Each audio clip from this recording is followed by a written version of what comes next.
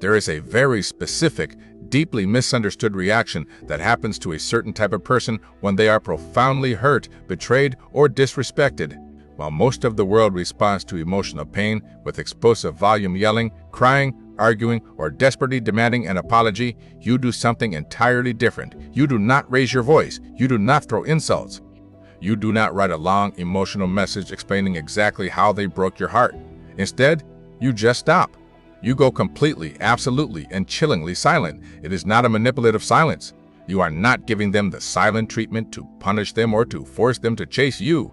It is far deeper and much darker than that. It is a visceral, biological shutdown. The moment the painful words are spoken, or the moment the betrayal is revealed, you feel a sudden, heavy drop in the center of your chest. The chaotic noise of the room seems to fade into a muffled background hum. Your facial expression goes completely blank. Your eyes lose their warmth.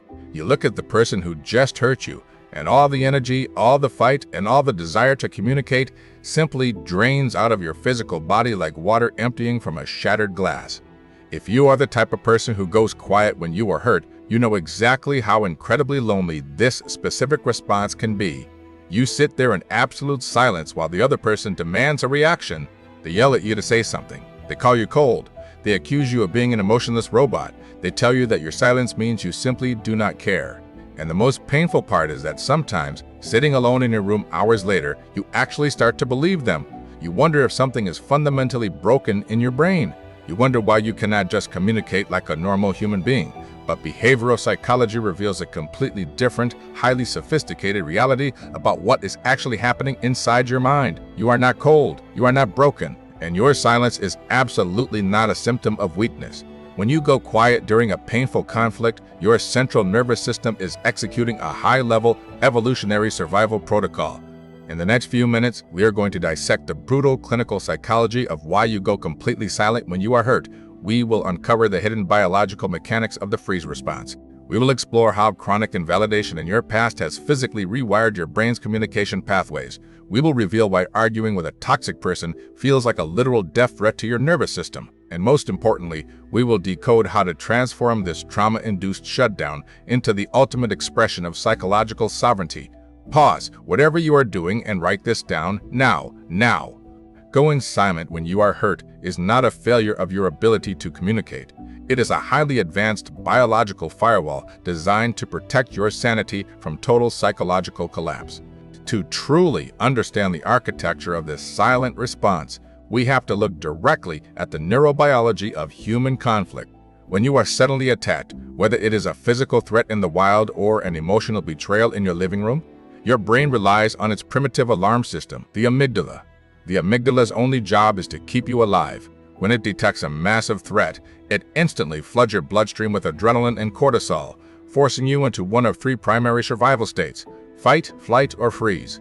Society is deeply familiar with the fight response. That is the yelling. That is the arguing. Society is also familiar with the flight response. That is the person who physically runs out of the room, slamming the door behind them. But the freeze response is entirely misunderstood.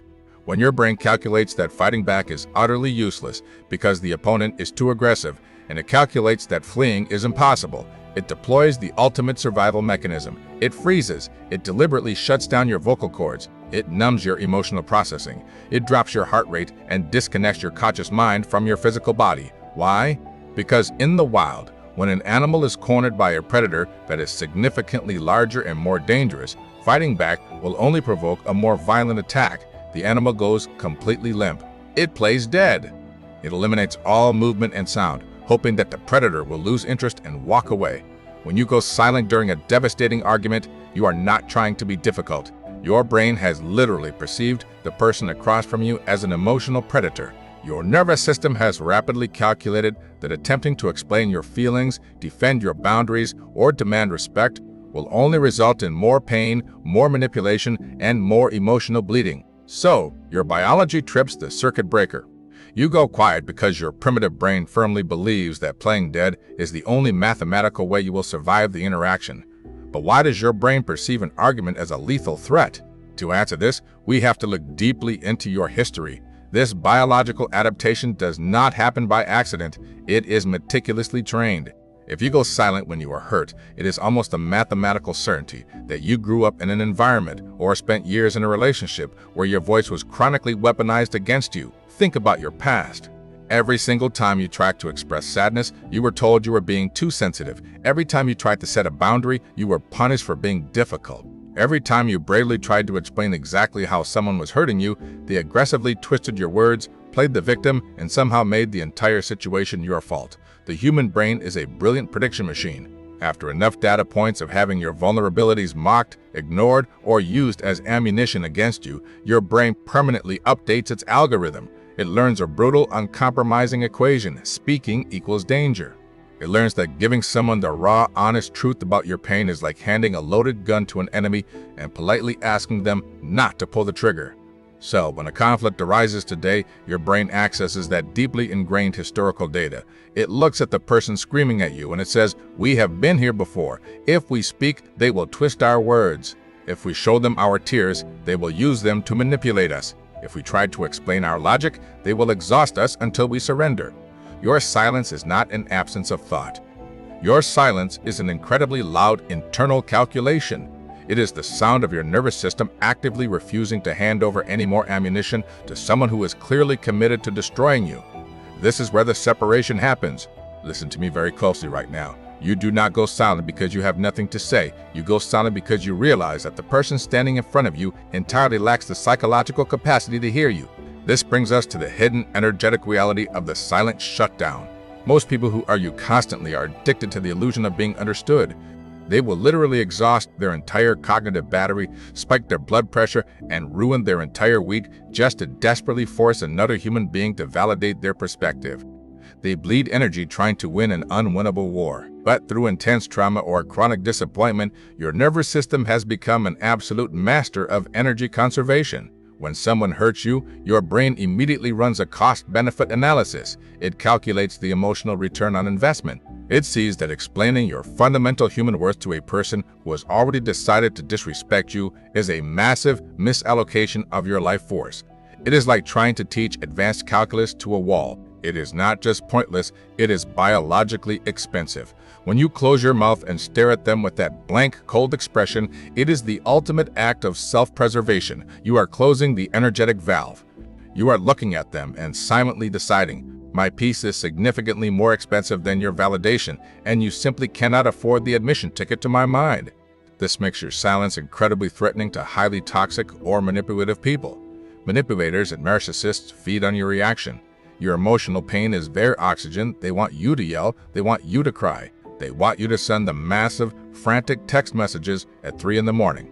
Because as long as you are reacting, they know they still have absolute control over your psychological state. Your anger is the definitive proof that you still care. But your silence offers them absolutely nothing. It is a psychological vacuum.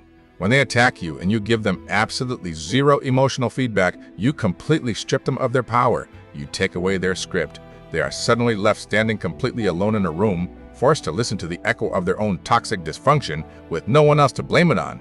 Your silence does not just protect you, it violently neutralizes them. However, we must bravely address the dark, incredibly painful underbelly of this superpower. While going silent protects you from the external threat, it traps you in an internal war zone. When you shut down, the emotion does not magically evaporate. The anger, the profound betrayal, the deep, agonizing grief, it is all still there. But instead of directing it outward at the person who caused it, your biological firewall traps all of that highly volatile energy inside your own body. You swallow the poison to keep the peace. This is why, after a silent shutdown, you feel physically annihilated. Your muscles ache. Your stomach is in knots. You suffer from intense brain fog and a crushing, heavy exhaustion that sleep cannot fix. You are forcing your nervous system to operate a massive, high-pressure containment facility. You are surviving, yes, but you are surviving at an incredibly high metabolic cost. Furthermore, if you allow this trauma response to run your life completely unchecked, you will inadvertently destroy the very things you actually want. The tragedy of the biological freeze response is that it cannot differentiate between a genuine threat and a minor misunderstanding. When your alarm system is broken, everything looks like a fire. If you go completely silent, the absolute second a healthy, loving partner brings up a minor conflict, you are engaging in self-sabotage. You are projecting the sins of your abusive past onto the innocent people of your present. You are using a concrete wall to block out a gentle rainstorm just because you survived a hurricane 10 years ago. If you never learn how to lower the bridge for the right people, you will guarantee your absolute safety, but you will completely starve to death in your own isolation. Rewind this and play it back until it permanently rewires your perspective. True emotional mastery is not building a concrete wall around your throat and hiding behind it forever. True mastery is learning how to build a fence with a very heavy gate. You must transition from trauma-induced silence to sovereign silence.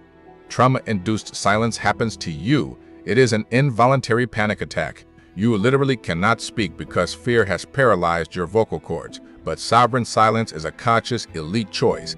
A sovereign individual feels the pain, analyzes the situation, and deliberately chooses silence because they recognize their own immense value.